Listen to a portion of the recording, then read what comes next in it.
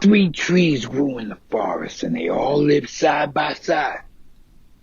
And each tree had a different dream, and that dream was his pride.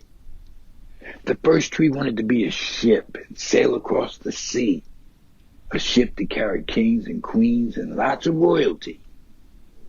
The second tree wanted to be a chest and carry jewels and precious treasure, gold, silver, diamonds, pearls with value beyond all measure. The trees would argue every day over who would be the best. The third tree didn't say too much because he knew that they all were blessed.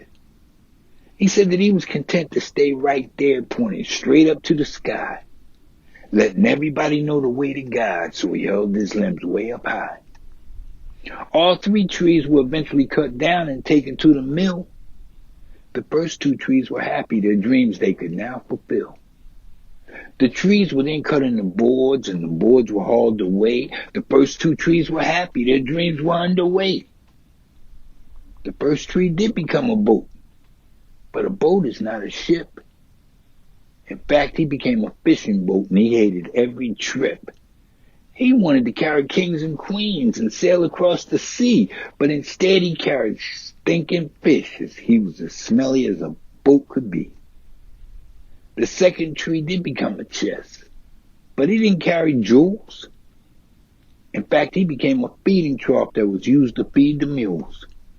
He was certainly disappointed in a dirty, stinking stable with animal droppings all around. He'd leave if he was able. The third tree never did complain, and he still isn't complaining now. They cut him down just like the other 2, but his dream still came true somehow. They made him into crosses, and he's still pointing the way to God. In fact, the cross is the only way now. Didn't that turn out odd?